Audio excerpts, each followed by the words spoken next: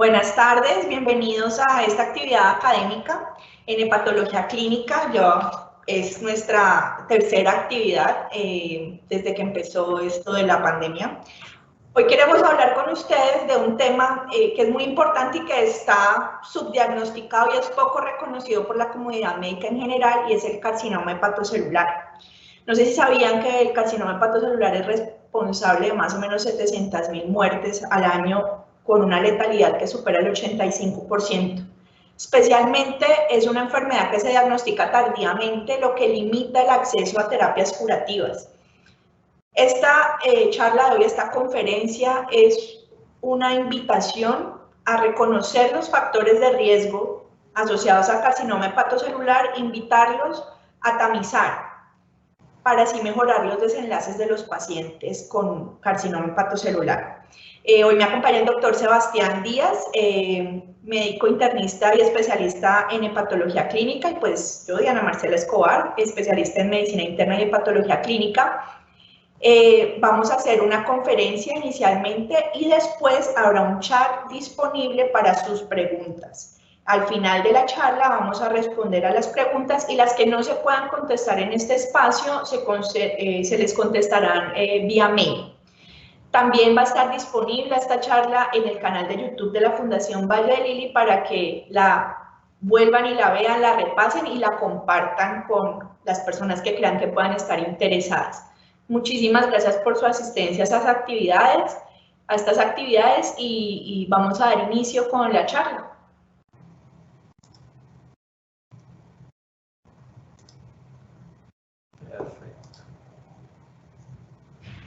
Perfecto. ¿Ahí se está viendo? ¿Estamos? Sí. Bueno, muchas gracias, doctora Diana. Muchas gracias a la Fundación por permitir estos espacios académicos que realmente nos ayudan a resolver algunas dudas y obviamente al fortalecimiento académico en fin de ir siempre por el bien de los pacientes. El día de hoy vamos a hablar acerca de la tamización y cuál es la importancia de tamizar carcinoma hepatocelular en los pacientes con hepatopatías. Como bien lo dijo, pues yo soy Sebastián Díaz Ramírez, uno de los hepatólogos de la Fundación, y la doctora Diana, junto con la doctora Diana, hacemos parte del grupo de hepatología clínica y de trasplante de hígado de la Fundación. Entonces, este va a ser el contenido de la charla. Vamos a hablar un poco acerca de introducción, la historia natural del hepatocarcinoma, por qué es importante tamizar, qué grupos de pacientes, con qué vamos a tamizar, cada cuánto tamizar, y algunos puntos débiles en los cuales debemos mejorar en pro de mejorar la sobrevida y las opciones terapéuticas de los pacientes. Y terminamos con unos mensajes para llevar a casa y unos casos ilustrativos de pacientes con carcinoma hepatocelular. Entonces vamos a hablar acerca de la introducción. Realmente el carcinoma hepatocelular es una enfermedad incidente y prevalente a nivel mundial. Si ustedes ven, es la cuarta causa de muerte por cáncer a nivel del mundo y es la sexta malignidad a nivel mundial. Si tomamos todos los tumores hepáticos malignos o tumores primarios malignos del hígado, más o menos son el 90% son hepatocarcinomas, el otro 10% especialmente colangiocarcinomas y otras neoplasias un poco más raras. Y algo muy importante y preocupante es que en la mayoría del mundo la incidencia de hepatocarcinoma viene en aumento. Si ustedes ven los colores que son rojo, amarillo o naranja, son lugares o sitios en el mundo donde la incidencia de carcinoma hepatocelular viene en aumento. Los que vemos en azul son donde probablemente está en descenso la incidencia, sin embargo, muy seguramente está asociada con una baja tasa de detección o un infradiagnóstico, como bien lo explicó la doctora Diana. A nivel mundial, se describe más o menos 850.000 casos de nuevos hepatocarcinomas y la tasa de letalidad es muy alta con el hepatocarcinoma. Esta es la mortalidad por cáncer de hígado, dentro de ellos el 90% son hepatocarcinomas. Las barras azules son la incidencia a nivel de todas las regiones en el mundo y las barras rojas son la mortalidad o es la mortalidad en todas las regiones del mundo. Si ustedes ven, la mortalidad es muy parecida a la incidencia, lo que habla de que es una neoplasia con una letalidad muy alta. Como dijo bien la doctora Diana, a nivel mundial es aproximadamente el 85%. La situación en Colombia no es diferente y de hecho incluso es un poco más preocupante comparada con el resto del mundo. Si ustedes ven, estos son datos del Observatorio Global de Cáncer del 2018, donde para los cánceres primarios de hígado estaba en la 13ª neoplasia en Colombia. O sea, de los cánceres, el cáncer de hígado es la 13ª neoplasia más común en Colombia, pero si ustedes ven, es la 6ª causa de muerte relacionada con cáncer en nuestro país. 2.279 casos nuevos en 2018 con una mortalidad de 2.216. Si hacemos este cálculo, una tasa de letalidad aproximada del 97%. Estos son todos los cánceres primarios de hígado, dentro de los cuales el 90% es hepatocarcinoma, o sea que probablemente está muy bien representada esta tasa de letalidad en los pacientes con hepatocarcinoma. Algo muy importante, y es uno de los principales o de los primeros mensajes a tener en cuenta en esta charla, es que cuando hay un cáncer primario de hígado, un hepatocarcinoma, en un 90% de los casos está relacionado, está asociado con un factor de riesgo conocido o desconocido hasta el momento del diagnóstico. Aquí vemos uno de los principales factores de riesgo, especialmente las infecciones por virus, hepatitis B, hepatitis C son las principales, el consumo de alcohol y algo que se está convirtiendo en un problema a nivel mundial, que es el hígado graso no alcohólico, especialmente relacionado con los pacientes obesos y con la diabetes, que la incidencia de hepatocarcinoma relacionada con NASH está en aumento.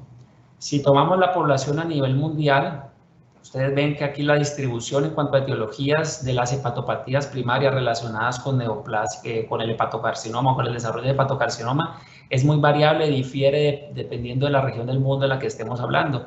Si nos paramos básicamente a nivel de Sudamérica, si ustedes ven, las principales etiologías relacionadas con el desarrollo de hepatopatía y posteriormente de hepatocarcinoma son el consumo de alcohol y especialmente la infección por hepatitis C. Hepatitis B es más prevalente en Asia, hepatitis C en Europa, en Estados Unidos, y obviamente en Estados Unidos hay una prevalencia muy alta de hepatocarcinoma relacionada con hígado graso. Esto es cómo ha cambiado el panorama a través del tiempo del hepatocarcinoma en los últimos 50 años, desde 1970 hasta el 2020. Algo muy importante es que en 1970 pocas opciones terapéuticas había en los pacientes y las opciones diagnósticas tampoco estaban tan refinadas. Tan es así que el diagnóstico que se hacía del hepatocarcinoma generalmente se hacía por la presentación de síntomas. Y vamos a ver que cuando un paciente desarrolla hepatocarcinoma y ya tiene síntomas, probablemente estamos llegando tarde al diagnóstico de los pacientes, porque el desarrollo de síntomas impacta en el pronóstico y da un panorama muy sombrío en los pacientes. A medida que ha pasado el tiempo, hemos podido detectar más tempranamente los hepatocarcinomas, especialmente por unas estrategias de tamizaje. Si ustedes ven, estamos diagnosticando el hepatocarcinoma antes de que haya incluso progresión del hepatocarcinoma y antes de que haya aparición de síntomas. Y algo muy importante también es que esta detección temprana de los pacientes, junto con el desarrollo de opciones de tratamiento diferentes o múltiples, ha permitido que la sobrevida de estos pacientes haya cambiado en el tiempo comparado con lo que veíamos hace 50 años. Entonces, se está haciendo la detección temprana, mejora el diagnóstico, mejora el pronóstico de los pacientes y permite que podamos ofrecerle opciones terapéuticas a los pacientes que mejoren la sobrevida. Algo muy importante que hay que tener en cuenta es que el manejo del hepatocarcinoma debe ser multidisciplinario, no solo del hepatólogo, sino que debe ser un grupo de personal de la salud que se encamine a tanto al alivio sintomático de los pacientes, en las opciones terapéuticas, pero también un apoyo psicológico, apoyo por nutrición, apoyo obviamente por el servicio de radiología y obviamente cuando el paciente lo necesite, el apoyo por los cuidados paliativos. Debe ser un manejo multidisciplinario y no solo por el hepatólogo, idealmente debe ir guiado por el hepatólogo. Vamos a hablar un poco de la historia natural de la enfermedad. Entonces acá tenemos un paciente que tiene una enfermedad crónica, una hepatitis crónica, cualquiera que sea las etiologías, virus B, virus C, alcohol o hígado graso. Y estos pacientes, a medida que se perpetúa el daño o la noxa a nivel hepático, pues tienen riesgo de progresar en la fibrosis, de desarrollar posteriormente fibrosis avanzada o desarrollar cirrosis. Y estos pacientes, a medida que pasa el tiempo, dependiente de la etiología, porque cada etiología tiene un riesgo diferente de desarrollar hepatocarcinoma, pueden desarrollar el hepatocarcinoma. Si tomamos a todos los pacientes o todos los pacientes cirróticos en general y les hacemos un seguimiento, más o menos entre un 2 a un 4% de los pacientes nos van a desarrollar un hepatocarcinoma por año, pero de cada etiología tiene un riesgo, especialmente los virus hepatotropos son los que más riesgo tienen de desarrollar hepatocarcinoma. Y estos pacientes, a medida que pasa el tiempo, si no hacemos un tratamiento, si no además intervenimos en la noxa que está llevando al daño hepático, estos pacientes van a desarrollar o va a progresar el hepatocarcinoma con crecimiento de las lesiones y posteriormente riesgo de diseminación extrahepática.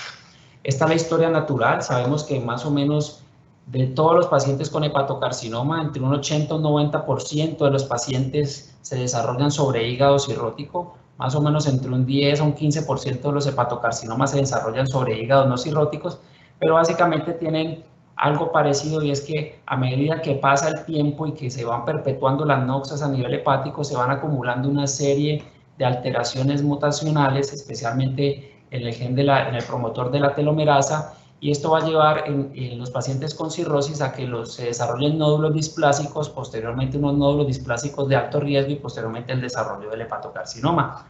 Algo similar sucede en los pacientes con hepatocarcinoma sobre hígado no cirrótico, donde especialmente el daño hepatocitario, especialmente dado por las hepatitis virales o por el hígado graso, lleva también a que se acumule una serie de daño en el hepatocito, y lo que lleva es al desarrollo posteriormente de los nódulos de hepatocarcinoma. Entonces, este paciente van a tener unos nódulos que van a progresar en tamaño y pueden posteriormente diseminar, se van acumulando una serie de alteraciones genómicas mutacionales, y algo muy importante, y por eso puse esta gráfica aquí, es que ustedes vean que el desarrollo de los síntomas relacionados con cáncer de hígado es de aparición tardía. Si vamos a esperar a que los pacientes con cirrosis nos hagan síntomas, que empiecen a perder peso, que les empeore la citis, que lleguen con más ictericia, probablemente vamos a llegar tarde en el diagnóstico de hepatocarcinoma y probablemente el manejo no va a ser diferente al manejo no curativo o al manejo paliativo. Esta es la historia natural del hepatocarcinoma y cómo ha cambiado en el tiempo. Y algo muy importante que hay que tener en cuenta son varias cosas. Lo primero es que cuando hablamos de hepatocarcinoma, que son en el 90% pacientes con cirrosis, estamos hablando de dos patologías. La primera, que es cáncer de hígado, y la segunda es un paciente que tiene cirrosis, con todas las implicaciones de las posibles complicaciones que pueden tener. Es una enfermedad que es progresiva, sin tratamiento, y la sobrevida, si los pacientes no se tratan en estados tempranos, que ahorita vamos a hablar un poco de cómo se clasifica, es aproximadamente 36 meses, pero a medida que progresa el hepatocarcinoma, si ustedes ven el promedio de sobrevida, es de 4 a 8 meses en los pacientes que tienen hepatocarcinoma avanzado. Y esto es cómo ha cambiado el panorama en el tiempo, con las opciones terapéuticas múltiples que le podemos ofrecer a los pacientes, como si detectamos tempranamente a los pacientes y les ofrecemos estrategias curativas, el promedio de sobrevida es más de 5 años. ¿Ya? Y ustedes ven, es mucho mayor a que tiene el paciente sin tratamiento, y cómo incluso en los pacientes con hepatocarcinomas avanzados hepatocarcinomas avanzados se puede duplicar la sobrevida o la supervivencia de los pacientes con opciones terapéuticas que más adelante las vamos a discutir. Si ustedes ven aquí, hablamos de BCLC, esta es una clasificación, es la más usada, es la clasificación de Barcelona, que nos permite establecer el pronóstico y el tratamiento en los pacientes, y se usa esta clasificación de BCLC a nivel mundial, es la más avalada porque el hepatocarcinoma es un tumor que es muy diferente en cuanto a su estadificación, en sus características comparados con el resto de los tumores. Clásicamente, la mayoría de los tumores se clasifican con TNM, que es el tamaño tumoral, el número de tumores, si tiene invasión vascular o si tiene metástasis, pero como les dije, no es una enfermedad sola, tenemos una enfermedad sobre otra enfermedad que es la cirrosis, y para nosotros es muy importante la función hepática y el estado funcional del paciente para poder ofrecerle estrategias terapéuticas. Y esta estadificación del BCLC nos tiene en cuenta la función hepática, el estado funcional y las características del tumor para posteriormente clasificarlos en estados muy tempranos, intermedios, avanzados o tardíos, dependiendo de lo que ya les hablé, y esto nos va a permitir ofrecer estrategias terapéuticas en los pacientes múltiples. Hay unas que se llaman ablación por radiofrecuencia, resección quirúrgica o trasplante, que son las estrategias curativas y las que están asociadas a mayor sobrevida en el hepatocarcinoma. Y a medida que el hepatocarcinoma avanza en tamaño o avanza en deterioro de la función hepática, pues las opciones de tratamiento van a ser diferentes, como la quimioembolización, como la quimioterapia oral, que están asociadas con una sobrevida mucho menor comparado con los estadios tempranos. Y esta clasificación nos va a permitir además definir los tratamientos curativos y definir tratamientos paliativos. Entonces, otra de las enseñanzas o puntos a recalcar aquí es que idealmente, y por eso estamos hablando en esta charla y por eso se enfatiza tanto en el tamizaje, para poder detectar los pacientes aquí, en estados muy tempranos o en estados tempranos donde podamos ofrecer opciones de tratamiento curativas que nos van a permitir mejorar la sobrevida de los pacientes. Entonces, el pronóstico está relacionado con el estadio tumoral, mejora la supervivencia y nos permite dar oportunidades de curación a los pacientes siempre y cuando sean diagnosticados tempranamente en un proceso especial, idealmente de tamizaje. En Colombia no tenemos mayores datos sobre hepatocarcinoma. Esta es una experiencia que recogimos en Medellín, con un grupo de Medellín. Si ustedes ven, en total 219 pacientes, y algo muy triste es que el 66% de los pacientes, 2/3 de los pacientes, iban a la terapia no curativa, ¿ya? Con una sobrevida que varía obviamente a medida que aumenta el BCLS o la estadificación a un hepatocarcinoma ya avanzado terminal, pues el promedio de supervivencia es mucho menor. Entonces, ¿por qué debemos tamizar a estos pacientes? Ya hablamos de la historia natural que pasa con el hepatocarcinoma, pero realmente, ¿por qué debemos tamizar? Porque ya está descrito y está estudiado que si enrolamos o llevamos a los pacientes a una estrategia de tamizaje, podemos tener efectos benéficos como cuáles. Esto es un estudio que se hizo en pacientes con hepatitis B sin cirrosis, infección crónica, se hizo en China, a los cuales se le hizo tamizaje con alfa-fetoproteína y ecografía comparado con no tamizaje. Y los pacientes con tamizaje se detectan más tempranamente, si ustedes ven un 76% comparado con un 0% de los pacientes no tamizados, y se le pudieron ofrecer estrategias de tratamiento curativas en un 89% de los casos, comparado solo con un 11%, con una sobrevida mucho mayor en los pacientes tamizados. Esta es la experiencia de los pacientes con hepatitis B, que es una de las patologías con más riesgo de desarrollo de hepatocarcinoma. Y esta es una experiencia que se hizo, pues que recogió, es un metaanálisis que recogió todos los estudios de tamizaje en los pacientes con cirrosis, con ecografía cada 6 meses, más de 15.000 pacientes. Si ustedes ven el ingresar a un paciente a una estrategia de tamizaje de hepatocarcinoma, permite que podamos detectar los hepatocarcinomas tempranamente más de 2 veces comparado con los pacientes que no se tamizan, podamos ofrecer al menos 2 veces más opciones de tratamiento curativas, y la sobrevida es mucho mayor en los pacientes que van en estrategia de tamizaje. Entonces, algo muy importante: tamizar permite detección temprana, tamizar mejora sobrevida y tamizar permite ofrecer a los pacientes opciones curativas.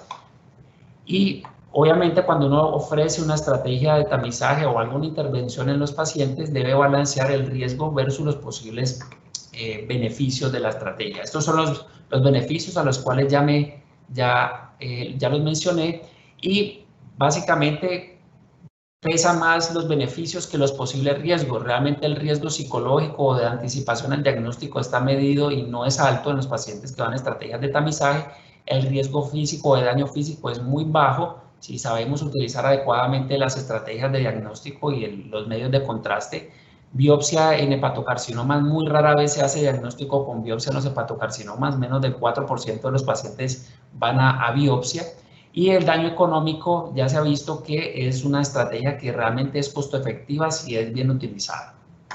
Vamos a hablar entonces tamizaje, a quiénes debemos tamizar, con qué debemos tamizar y cada cuánto debemos tamizar. Estas son las recomendaciones de las guías principales, las guías europeas, las guías americanas y las guías asiáticas. Algo muy importante es que todos los pacientes con cirrosis deben ir a una estrategia de tamizaje. Ya vimos que del 2 al 4% de los pacientes con cirrosis tienen riesgo de desarrollar cáncer de hígado, especialmente en aquellos pacientes que su enfermedad hepática no esté tan avanzada. Para eso se utiliza la escala que todos conocemos, que es la escala de Child-Pugh. Aquellos pacientes que estén en Child A y Child B son los que más se benefician de estrategias de tamizaje y de detección temprana de hepatocarcinoma. Pero aquel paciente que esté más enfermo o avanzado, Child C, y que tenga opciones de tratamiento curativas, como es, por ejemplo, un trasplante en este caso, sí se beneficiaría de una estrategia de tamizaje. Entonces, esto hay que tener en cuenta que los pacientes así estén en Child C, si tienen opciones curativas, como es un trasplante, son pacientes que deberían ir a una estrategia de tamizaje, hay que tenerlos en cuenta. Es tener en cuenta que todos los pacientes con cirrosis deben tener una estrategia de tamizaje en búsqueda de hepatocarcinoma para detección temprana. Y en aquellos pacientes que no tienen cirrosis, pero que tienen una enfermedad de riesgo de desarrollar hepatocarcinoma, como es una hepatitis B, son pacientes que también deben entrar a una estrategia de tamizaje. Hay algunas herramientas para establecer cuál es el riesgo de cada paciente en hepatitis B, pero especialmente las personas que son mayores de 40 y 50 años, si son hombres o mujeres respectivamente, las personas afroamericanas o aquellas personas que tienen historia familiar de cáncer de hígado, son pacientes de alto riesgo y deberían entrar. Algo muy importante también es que no se necesita estar cirrótico para desarrollar cáncer de hígado. Como les dije, del 10 a 15% de los hepatocarcinomas pueden dar sobre hígado no cirrótico. Hay que tener muy en cuenta los pacientes con hepatitis C. Deben ser muy bien estratificados el grado de fibrosis en estos pacientes, porque aquellos pacientes que tienen fibrosis avanzada tienen mayor riesgo de desarrollar hepatocarcinoma. Y algo muy importante también son los pacientes con hígado graso, que la incidencia de hepatocarcinoma ha ido aumentando a nivel mundial. Entonces, el riesgo de hepatocarcinoma es heterogéneo y difiere según la etiología de la cirrosis. Sabemos que en los pacientes cirróticos en general el riesgo es de 2 al 4%, pero dependiendo de la etiología de la cirrosis, el riesgo de desarrollar hepatocarcinoma varía, siendo más alto en los pacientes con hepatitis virales, hepatitis B, hepatitis C, en los pacientes con alcohol y en los pacientes con enfermedades como la hemocromatosis. Se ha descrito un menor riesgo de desarrollar hepatocarcinoma, especialmente en los pacientes con cirrosis de etiologías autoinmune comparado con los otros pacientes cirróticos. Entonces, si ustedes ven, es una enfermedad que es heterogénea, el riesgo de desarrollarla es heterogéneo y difiere dependiendo de la etiología. Algo para tener en cuenta es que no se confíen mucho de las ecografías, ¿ya? Para hablar de que el paciente tiene o no cirrosis y si es un hepatocarcinoma o no en un hígado cirrótico. Estos son estudios que se han hecho ya en Estados Unidos, más de 1.500 pacientes. Estos son pacientes con hígado graso, ¿listo? Si ustedes ven, 13% de los pacientes que tenían hepatocarcinoma y que tenían hígado graso no tenían cirrosis. Y esto se ha descrito también en otros estudios en los cuales hasta el 34% de estos pacientes con hígado graso que tienen hepatocarcinoma no tenían cirrosis. Y algo también se ha descrito también, aunque en menor proporción, especialmente en los pacientes con hepatitis virales. Y esto es probablemente porque hay un riesgo de sesgo y de error con el uso de las ecografías, porque sabemos que no es un método perfecto y que es operador dependiente. Esto es para llamar la atención un poco en cómo ha cambiado la prevalencia del desarrollo de hepatocarcinoma en los pacientes en lista de espera según la etiología, ¿ya? Si ustedes ven aquí, en la gráfica de la derecha, aquí vemos en morado cómo el hepatocarcinoma relacionado con hígado graso ha ido aumentando progresivamente, incluso ha casi que pasado 10 veces más el desarrollo de hepatocarcinoma en hígado graso comparado con hace más de 15 años. O sea, viene en aumento la incidencia de hepatocarcinoma en los pacientes con NASH. ¿Con qué debemos tamizar? Entonces hay varias estrategias, la primera, o varias herramientas. La primera son imágenes y las otras son la bioquímica o los marcadores tumorales. Dentro de las herramientas tenemos ecografía, tomografía y resonancia. Aquí tenemos que tener en cuenta también la costo-efectividad, la disponibilidad de los métodos de tamizaje y obviamente la sensibilidad, especificidad, el rendimiento y los valores predictivos. Bueno, ecografía es el más ampliamente utilizado y realmente es el recomendado, pero si ustedes ven, la sensibilidad no es muy buena para estadios tempranos. Cuando hablamos de estadios tempranos son nódulos menores de 2 centímetros, ¿ya?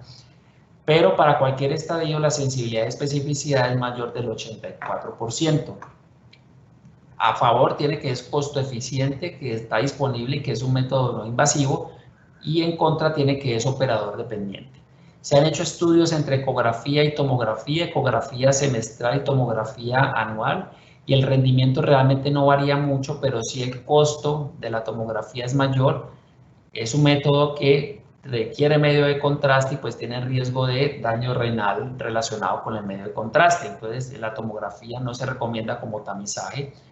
Y se ha hecho estudio incluso comparando resonancia magnética, aunque se utiliza un medio de contraste específico o que se llama órgano específico, y se ha demostrado que es mejor para detección de hepatocarcinomas tempranos, la ecografía comparada con la ecografía, pero realmente el costo y la disponibilidad pues no permite que la podamos utilizar como una estrategia de tamizaje. Entonces, tener en cuenta que la ecografía es la estrategia de tamizaje recomendada y obviamente que la sensibilidad en estados tempranos no es tan buena.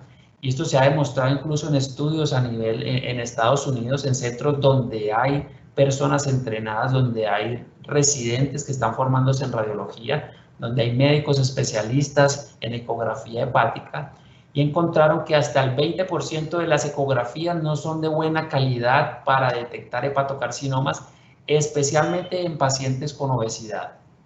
Y es porque en los pacientes con obesidad el hígado graso se ve más hiperecoico o hiperecogénico o más blanco pues en la pantalla de la ecografía, y pueden ocultarse lesiones o neoplasias o lesiones de hepatocarcinoma en la ecografía, o no pueden ser detectadas. Esto se demostró en este estudio, donde los pacientes con obesidad, especialmente con obesidad mórbida, tenían una posibilidad hasta de 6 veces de no detectarse los nódulos en ecografía.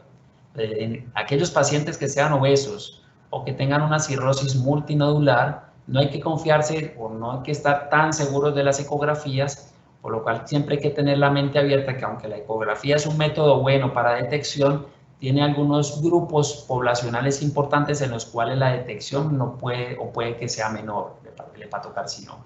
Por las recomendaciones de las guías europeas, americanas y asiáticas está la ecografía, se debe hacer. Si ustedes ven aquí, hay otra modalidad que es el uso de los biomarcadores, especialmente el único biomarcador en el contexto de tamizaje es la alfa-fetoproteína. Se han utilizado, se han estudiado otros biomarcadores e incluso unos puntajes que incluyen biomarcadores, dentro de ellos las subunidades de la alfa-fetoproteína y la descarboxiprotrombina. Sin embargo, esos biomarcadores están o han sido evaluados en diagnóstico, no en tamizaje, que no es a lo cual nos estamos refiriendo esta charla. Estamos hablando de tamizaje y el único biomarcador evaluado es la alfa-fetoproteína.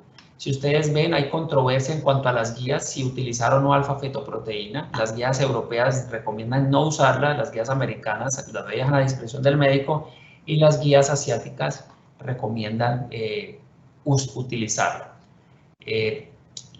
La alfa-fetoproteína tiene gente a favor y tienen algunos detractores, porque realmente los estudios así lo han demostrado. Hay algunos estudios que han demostrado que sirve la alfa-fetoproteína, hay otros estudios que demuestran de que no sirve, que el rendimiento no es tan bueno.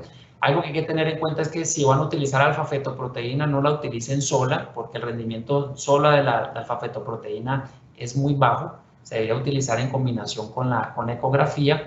Y estos son estudios de vida real.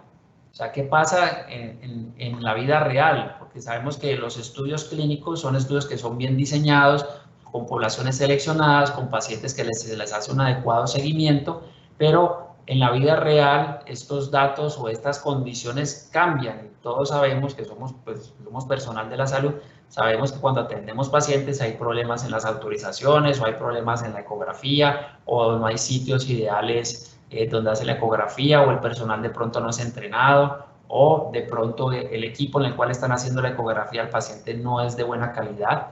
Esto se ha demostrado en estudios de vida real que por alfa-fetoproteína se puede detectar hasta el 15% de los hepatocarcinomas en los cuales no se detectaron por ecografía, y que permite un rendimiento adicional combinando ecografía más alfa-fetoproteína de más o menos un 6 a un 8%, ¿ya?, de detección adicional de hepatocarcinoma. Aunque no es el contexto de tamizaje, la alfa-fetoproteína para nosotros tiene mucho valor pronóstico, porque nos permite saber un poco la biología tumoral, saber o imaginarnos un poco o pensar el riesgo de diseminación extrahepática, incluso de que recurra al hepatocarcinoma después del trasplante. Por eso nosotros seguimos utilizando acá la alfa-fetoproteína. En el contexto colombiano se debería utilizar sí o no, recuerden que hay controversia, pero les traigo esto para tener en cuenta. Lo deberíamos utilizar si sabemos que una ecografía no es tan de buena calidad, que de pronto hay riesgos de que la tecnología no sea adecuada, que el personal no sea entrenado, que no haya adecuada accesibilidad a la ecografía y que la mayoría de personas de pronto no tienen conocimiento en las guías o cómo se deberían tamizar los pacientes, entonces podríamos tener una herramienta que nos puede como dar un rendimiento adicional para detectar estos pacientes. ¿Cada cuánto se debe tamizar estos pacientes? También varía dependiendo de las guías, pero en promedio son a los 6 meses, guías americanas 4 a 8 meses, las guías europeas 6 meses y las guías asiáticas. Entonces el paciente debe tamizarse cada 6 meses en promedio con ecografía, con o sin alfa-fetoproteína, pero debe entrar en un programa de tamizaje y hay que ser muy juicioso con la búsqueda del hepatocarcinoma en los pacientes. Y algo muy importante es que ya se ha estudiado y está escrito que es una estrategia costo efectiva el uso de ecografía como tamizaje en los pacientes cirróticos mayores de 50 años. El uso de la ecografía cada 6 meses está asociado con una ganancia pues, en cuanto a costo efectividad. Si ustedes ven, el costo por año de vida ganado es de $30.700 cuando el umbral de costo de efectividad es de $50.000, o sea, está muy por debajo del umbral de costo de efectividad y es una estrategia que es costo efectiva y que debemos utilizar. ¿Cuáles son los puntos débiles o que debemos mejorar en los pacientes? Y esto es algo aquí, uno de los puntos también importantes a recalcarles es que si sabemos, si ya hay guías de que es importante tamizar, que detectamos tempranamente, que podemos ofrecer estrategias curativas, que le mejoramos la sobrevida a los pacientes. Entonces, ¿cómo estamos realmente a nivel mundial con la estrategia del tamizaje? Si ustedes ven, esto es una revisión sistemática, estos son de Estados Unidos. Solo un 18% de los hepatocarcinomas en Estados Unidos están detectados por estrategias de tamizaje. Entonces, ¿por dónde están llegando los otros pacientes? Probablemente pacientes que llegan sintomáticos con descompensación de hepatopatías y aquellos pacientes que muy probablemente están en un hepatocarcinoma avanzado, que son los que desarrollan principalmente los síntomas. Entonces, ustedes ven, ni siquiera 1 de cada 5 pacientes con hepatocarcinoma se detecta mediante estrategias de tamizaje. Tenemos que ver qué nos está pasando, por qué no estamos haciendo un tamizaje adecuado. En Colombia no sabemos, en Latinoamérica los datos son pobres, pues, realmente. En Japón, que es un país que ha cambiado mucho su estrategia de tamizaje, el 75% de los hepatocarcinomas en Japón se detectan con estrategias de tamizaje y se pueden ofrecer opciones curativas en un 65% de las veces. Si ustedes ven, al revés de los datos que le mostré en la cohorte de aquí de Colombia, en los cuales el 66% iban a tratamientos paliativos o no curativos, en cambio en Japón hasta en el 65% de los casos se pueden ofrecer estrategias de tratamiento curativo. Entonces es un punto por mejorar. Esto es un estudio que les quería compartir y es, en los médicos de atención primaria en Estados Unidos les preguntaron por qué no tamizaban los pacientes, por qué no les hacían tamizaje de hepatocarcinoma. Y si ustedes ven aquí, casi un 45% de los médicos de atención primaria respondieron que era porque no sabían o no tenían conocimiento de cuáles eran las estrategias de tamizaje, de seguimiento de los pacientes con hepatocarcinoma, y casi un 30% de los pacientes, de los médicos, de atención primaria, respondieron que no tamizaban a los pacientes porque creían que era responsabilidad del gastroenterólogo o del hepatólogo. Entonces, para abrirles nuevamente la mente y hacerles la invitación de que estos pacientes, si los tenemos en consulta, si los tenemos en hospitalización, si sabemos que tiene un hepatocarcinoma o que tiene una hepatitis B o que tiene algún factor de riesgo para desarrollar hepatocarcinoma, pues hagámosle la pregunta al paciente o busquemos en la historia si este paciente en algún momento fue tamizado, si tiene algunos estudios previos, y si no los tiene, pues ordenárselos. Si no es hospitalizado, pues ordenárselos por consulta, pero que los ingresemos en una estrategia de seguimiento por el riesgo que tienen estos pacientes de desarrollar hepatocarcinoma y que eso puede tener consecuencias a largo plazo. Entonces, ¿cuáles son los posibles puntos débiles que tenemos con los pacientes? Evaluar el riesgo, establecer prevención primaria en estos pacientes para disminuir al máximo el riesgo de desarrollar cirrosis y hepatocarcinoma, especialmente tratar las hepatitis B, tratar las hepatitis C, y como ya hemos tenido webinares de hepatitis virales, aquí uno de los puntos también a la invitación es que tamicemos y busquemos hepatitis virales porque son prevalentes. El 90% de la gente no sabe que tiene infecciones por hepatitis virales. Detectemos tempranamente y cuando ya hay detección temprana, pues posteriormente viene el diagnóstico, el tratamiento y el seguimiento. Entonces aquí es uno de los principales puntos en los cuales debemos enfocarnos en buscar cuáles son los pacientes a riesgo e ingresarlos en una estrategia de prevención para que podamos detectar tempranamente a los pacientes con hepatocarcinoma y hacerles un seguimiento multidisciplinario que es el que ha demostrado que que está asociado con mejor sobrevida en estos pacientes. Entonces ya para ir resumiendo, tenemos que detectar e identificar cuáles son las poblaciones a riesgo de desarrollar hepatocarcinoma, especialmente los pacientes con cirrosis Child A o Child B o aquellos Child C que estén en lista de espera de trasplante o que tengan una opción curativa de tratamiento. En aquellos pacientes con hepatitis B que tienen riesgo de desarrollar hepatocarcinoma, o en aquellos pacientes con hepatitis C que tienen fibrosis avanzada, para nosotros en la escala de Metavir, que es donde se gradúa la fibrosis, que va desde F0 a F4, los que están en F3 especialmente, son pacientes que tienen riesgo, así se hayan curado. Y algo muy importante que también les quiero recalcar es que a pesar de que el tratamiento para hepatitis B disminuye el riesgo de hepatocarcinoma, no lo lleva a cero, y el paciente, así esté en tratamiento para hepatitis B, debería ingresar en una estrategia de tamizaje de hepatocarcinoma. ¿Por cuánto tiempo debemos tamizar? De por vida, mientras exista la cirrosis, mientras exista la condición que dé el riesgo de desarrollar hepatocarcinoma, cada 6 meses con una imagen que es la ecografía, la más costo eficiente. Utilizar o no la alfa-fetoproteína queda a discreción. Realmente nosotros seguimos utilizando la alfa-fetoproteína. En muchos sitios no hay buenas ecografías en nuestros pacientes y la alfa-fetoproteína nos ha permitido detectar a algunos pacientes. Y posteriormente, cuando usted ingresa a una estrategia de tamizaje al paciente, cuando hablamos de un tamizaje positivo, cuando la alfa-fetoproteína está por encima del valor de normalidad, que es hasta 20 nanogramos por mililitro, cuando hay un nódulo por ecografía positivo en el tamizaje, y cuando hablamos de un nódulo positivo en el tamizaje es mayor de 1 centímetro en ecografía, estos pacientes deberían ingresar a una estrategia de diagnóstico. Entonces, cuando ya tenemos el tamizaje positivo, debemos pasarlos a una estrategia de diagnóstico, y el diagnóstico de hepatocarcinoma sobre hígado con cirrosis es un diagnóstico que es imaginológico. Realmente muy pocos pacientes requieren llevarse una biopsia de hígado. Esto es muy importante también. Debemos elegir muy bien cuál es la imagen, y debe ser una imagen que ya sea o resonancia o tomografía, ambas nos sirven para hacer el diagnóstico, cualquiera de las dos. Sin embargo, debe ser una imagen que sea multifásica. Cuando hablamos de multifásica, quiere decir que se toma una fase con una fase simple, sin contraste, se hace una fase arterial, se hace una fase portal y se hace una adquisición tardía, y eso nos permite ver el comportamiento del hepatocarcinoma, que es una neoplasia que es muy vascularizada, especialmente arterial, que capta muy bien el medio de contraste en la fase arterial y que lava en las fases tardías, en las fases portales.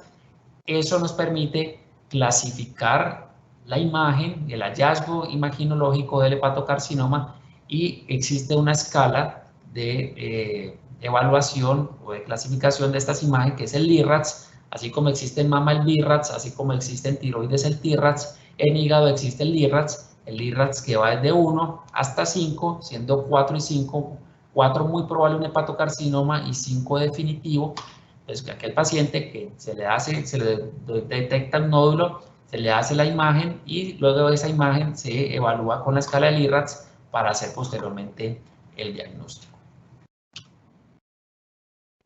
Ya para ir cerrando, les iba a compartir 3 casos de la vida real en los cuales resaltamos la importancia del tamizaje. Esto es una mujer de 56 años, transfusión sanguínea hace 38 años y desarrolló una infección por hepatitis C que la llevó a cirrosis. Esta paciente se trató previo a, pues, recibió tratamiento y se curó, pero quedó con cirrosis.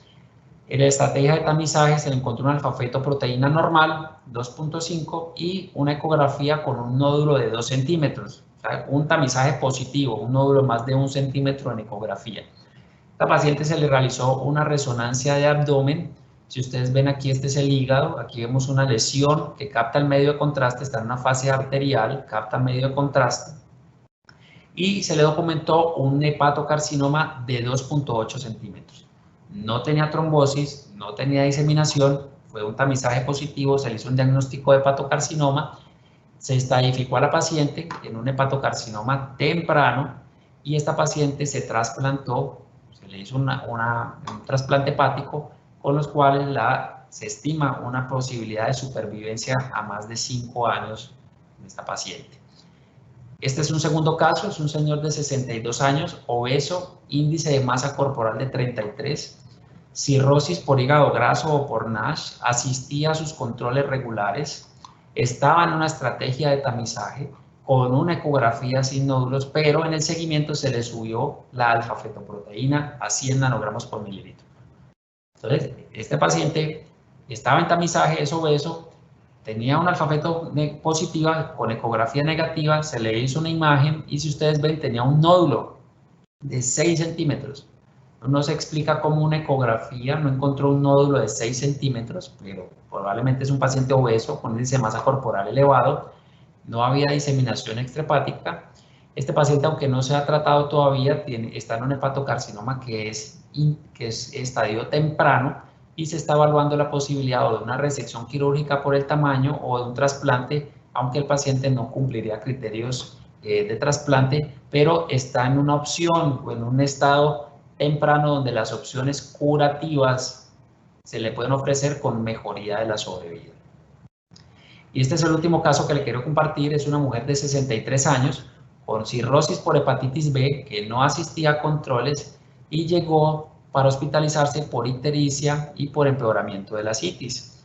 Se le hizo una resonancia, si ustedes ven aquí en el lóbulo derecho del hígado tiene una lesión grande y acá tiene otra lesión que realza en la fase arterial, 2 lesiones de 6 y 3 centímetros con ascitis importante y la alfa-fetoproteína de 17.000. Una persona con un riesgo importante por cirrosis y hepatitis B que no estaba en estrategia de tamizaje a sus 63 años, tiene un dos nódulos de hepatocarcinoma con una alfa-feto bastante elevada, Child C, y esta paciente tiene un hepatocarcinoma que se clasifica como un estado terminal porque tiene función hepática terminal, porque es un hepatocarcinoma muy grande, es multinodular, porque tiene una alfa-fetoproteína muy elevada y el tratamiento es tratamiento de soporte o paliativo y la expectativa de sobrevida de esta paciente es realmente 3 meses a sus 63 años. Entonces, ya para terminar, los mensajes para llevar a casa: el hepatocarcinoma es un problema de salud mundial, la incidencia está en aumento, tiene una alta letalidad, especialmente porque estamos haciendo un diagnóstico tardío. Aunque en estas pacientes con diagnóstico tardío, realmente las opciones de curativa son pobres, porque existen múltiples factores de riesgo. 90% de los pacientes que desarrollan cáncer de hígado tienen un factor de riesgo que debemos identificar para poder tamizar a estos pacientes e ingresarlos en un programa de tamizaje. Y a pesar de que sabemos que el tamizaje mejora sobrevida y detección, realmente algo está pasando que no estamos ingresando a los pacientes a los programas de tamizaje. Ya está evaluado incluso en Estados Unidos, menos del 20% de los hepatocarcinomas se diagnostican en tamizaje. Es una estrategia que está siendo subutilizada a pesar de que ha demostrado beneficios en supervivencia y en costo-eficiencia, que se debe hacer un tamizaje semestral con ecografía, con o sin alfa-fetoproteína. Realmente, nuevamente les describo que seguimos utilizando en nuestro contexto alfa-fetoproteína, pero pues las personas que no lo deseen utilizar por adherencia a guías o algo también es válido, y que existen muchas brechas pendientes por intervenir y por acortar para que podamos impactar positivamente en los pacientes. Y este es quizás uno de los motivos para hacer estas charlas, para crear conciencia de que es una enfermedad que son dos enfermedades, que es un paciente con dos enfermedades, que podemos ofrecerle estrategias curativas siempre y cuando los detectemos tempranamente, especialmente cuando los ingresemos a los programas de tamizaje. Muchas gracias. Estos son los correos electrónicos de la doctora Diana y el correo mío, por si tienen alguna duda, sugerencia, pregunta, recomendación. Y si hay alguna duda, pues está abierto, queda abierto el chat. Muchas gracias. Bueno, doctor Sebastián, hay algunas preguntas aquí para hacerle. Si una persona está haciendo seguimiento de un paciente con cirrosis y en la ecografía sale una lesión ocupante de espacio, ¿cuál sería el punto a seguir? ¿Remitirlo, pedir la imagen diagnóstica y a qué especialista remitirlo? Perfecto. Entonces, algo que hay que tener en cuenta es que un nódulo que aparezca de nuevo en una persona con cirrosis es un hepatocarcinoma hasta que no se muestre lo contrario. Lo segundo es que la ecografía no es diagnóstica, es tamizaje nomás. Hay que seguir al proceso diagnóstico. Se debe hacer una imagen dinámica, ya sea una resonancia, o ya sea una tomografía, un TAC trifásico, que así se pide, TAC trifásico de hígado. Algo muy importante es que es medio de contraste endovenoso, no se necesita y no se utiliza medio de contraste oral, porque muchas veces se pide la tomografía con medio de contraste oral, es con solo medio de contraste endovenoso. Entonces hay que hacerle una imagen dinámica e idealmente ese paciente debe ser evaluado por un hepatólogo. Si el hepatólogo haga el diagnóstico, se estadifica el paciente y dependiendo de la estadificación se planteen las opciones de tratamiento individualizadas de cada paciente. Hay otra pregunta, doctor. Los pacientes, por ejemplo, con hepatitis B portadores inactivos, ¿son tributarios de tamización para hepatocarcinoma? Sí, son pacientes, deben ir a una estrategia de tamizaje. Los grupos están muy seleccionados, pues como les decía, mayores de 40 años y 50 años, siendo hombre o mujer, si son afrodescendientes, si tienen historia familiar de hepatocarcinoma. Se han tratado de establecer y se han evaluado incluso algunos puntajes de pronósticos de desarrollo de hepatocarcinoma en los pacientes con hepatitis B. Hay uno que se llama PHB, pero esos puntajes no han sido evaluados en la población latinoamericana y pues obviamente en Colombia no. Entonces, realmente estos pacientes deben ingresar y se le debe hacer una estrategia de tamizaje. Los pacientes con hepatitis B, con o sin tratamiento, deben entrar a una estrategia de tamizaje. Doctor, al inicio de la charla hablábamos de la incidencia en aumento en los pacientes con enfermedad hepática por hígado graso. Sin embargo, no aparece como tamización obligatoria esta población. Respecto a los pacientes con enfermedad hepática por hígado graso, ¿cuándo debo tamizar para hepatocarcinoma o considerar que es un factor de riesgo para hepatocarcinoma? Perfecto. Está claro que la diabetes y el hígado graso son factores de riesgo de desarrollar hepatocarcinoma. Eso está claro. Lo que no está claro es cuándo tamizar a los pacientes. Si el paciente ya tiene cirrosis, pues se debe ingresar como todo cirrótico, cada 6 meses hacerle su ecografía, hacerle su alfa-fetoproteína.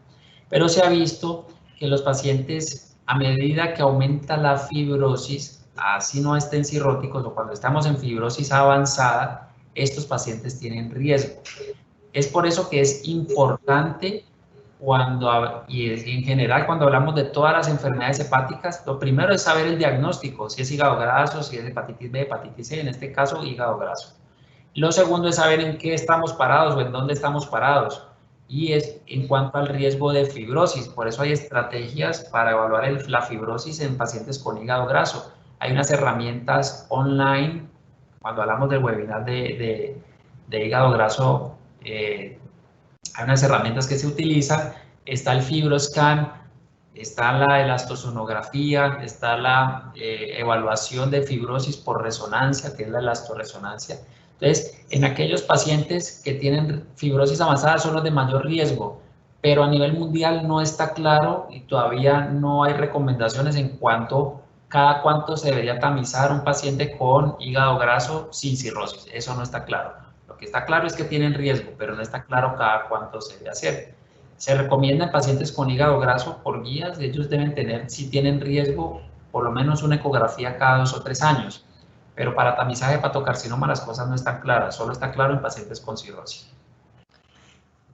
Para los pacientes que ven, el personal de salud que ve pacientes con hepatitis C curada, en este escenario de tratamiento polifibrótico, donde muchas veces no se cuantifica la fibrosis, ¿qué deben hacer? ¿Tamizar o cuantificar la fibrosis? En esos pacientes se debe primero cuantificar el grado de fibrosis. Está claro que el curarse de hepatitis C disminuye el riesgo de hepatocarcinoma, disminuye el riesgo de desarrollo de cirrosis, disminuye la mortalidad y complicaciones extrahepáticas, pero en aquel paciente que tiene fibrosis nuevamente avanzada, F3, el riesgo de desarrollar hepatocarcinoma persiste. Y estos pacientes se deberían seguir y tamizar como un paciente cirrótico.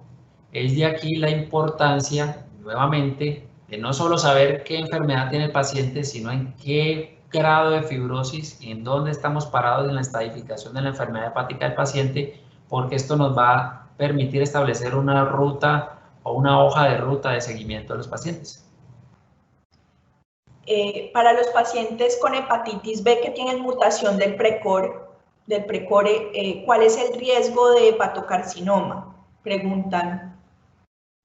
Pues realmente el riesgo persiste, ¿ya? En los pacientes depende de la estadificación, pero en pacientes con hepatitis B, con cirrosis, por ejemplo, por hepatitis B, no tratada, el riesgo es más o menos de entre el 4 al 8%. En pacientes cuando se tratan, el riesgo disminuye alrededor del 2 o 3%, pero el riesgo persiste. Tener la infección persistente, el riesgo es tan alto que sobrepasa el umbral de continuar el tamizaje del paciente y esos pacientes tienen que seguir tamizándose. Los pacientes, una vez se les hace diagnóstico de cáncer, ingresan a rutas de las EPS que incluyen oncología. Respecto a hepatocarcinoma o el carcinoma hepatocelular, ¿cómo debe ser esta aproximación para el tratamiento del paciente? Bueno, aquí hay algo que incluso hemos tratado de cambiar un poco, y es que primero muchas de las rutas oncológicas exigían biopsia, diagnóstico por biopsia de hepatocarcinoma, porque en la mayoría de tumores se necesita la biopsia. Pero realmente el hepatocarcinoma es muy poco el porcentaje de pacientes que necesitan biopsia, porque si tiene cirrosis, si tiene una imagen compatible con hepatocarcinoma, es un hepatocarcinoma. Entonces esa es una de las primeras barreras de poder entrar en la ruta oncológica, incluso en las cuentas de alto costo oncológico, en la biopsia. Sacarse de la mente que se necesita biopsia para hacer un diagnóstico de carcinoma hepatocelular. Lo segundo es, hay que saber muy bien en dónde o a dónde dirigir a los pacientes o a dónde remitirlos. Idealmente debe ser un grupo de patología el que primero haga el abordaje. Muchos de los pacientes entran por oncología. Es posible que por oncología se pueda posteriormente fomentarse en juntas con los hepatólogos y con el equipo de cirujanos, pero algo que también les quiero abrir la mente es que cuando ingresan al servicio de oncología, las estrategias de manejo por oncología generalmente son las quimioterapias y las quimioembolizaciones, que son tratamientos no curativos del hepatocarcinoma. Los tratamientos curativos generalmente se manejan en un grupo de patología, un grupo de trasplante de hígado, que es la resección quirúrgica, la ablación por radiofrecuencia con el grupo de radiología y el trasplante hepático. O sea, cuando un paciente con cirrosis tenga un nódulo que sea un hepatocarcinoma, el médico ideal o ese primer contacto debería ser remitido donde un hepatólogo se estadifique y se establezca la hoja de ruta. Entonces, una de esas es, no es necesario la biopsia y el primer médico de contacto idealmente en el diagnóstico y estadificación debería ser un hepatólogo. Bueno, muchísimas gracias, doctor Sebastián, por acompañarnos con la charla. Yo, pues, en el momento no hay más preguntas.